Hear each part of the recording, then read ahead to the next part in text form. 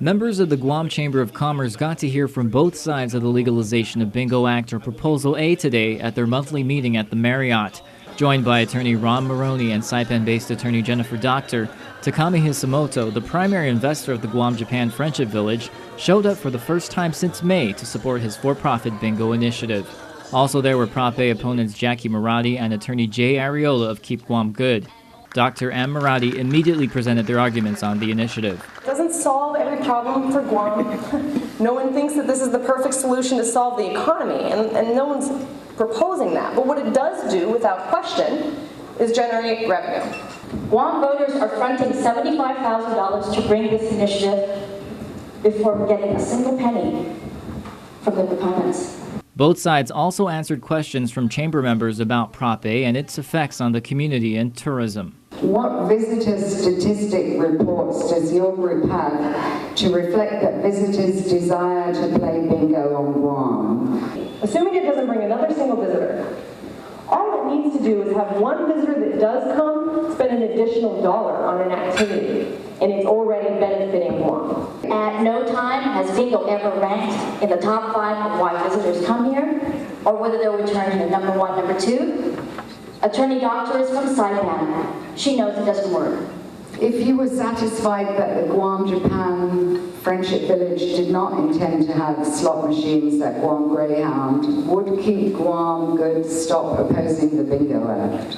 As we're speaking specifically about Proposal A, we would not certainly support that in spite of what it has, because it's so poorly written that there's no enforcement, there's no sanctioning.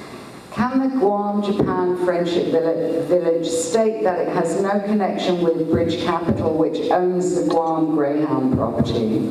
They own the property lease, so we would be a sub-lessee of that. That's not a secret. But yes, I'll make the answer short.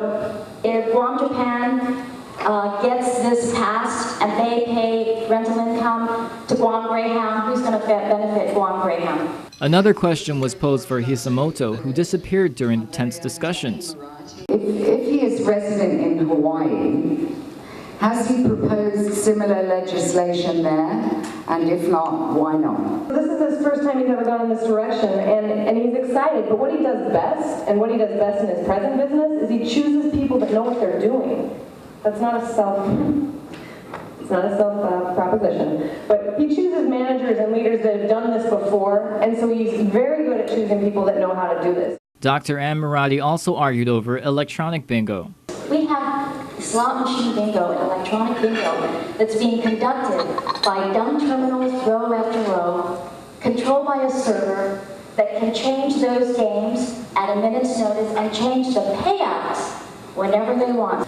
The law says that this is a game between players. That means there has to be human beings, and we play a game amongst ourselves and between ourselves. You do not compete against a server or a house. We also asked attorney Doctor where did Hisamoto go during the presentations. She told us she's not sure because he set up other meetings thinking they would end sooner.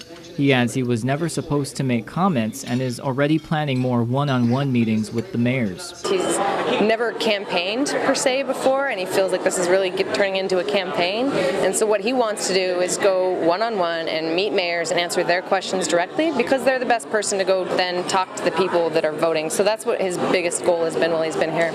Meanwhile, Hisamoto does appear in ads running on television stating why he's invested in this initiative. We won't be competing with the Village Bingo, just helping attract new island guests and expand its workforce. For-profit bingo is a good fit for Guam. It deserves your vote. Josh Tikenko, PNC News.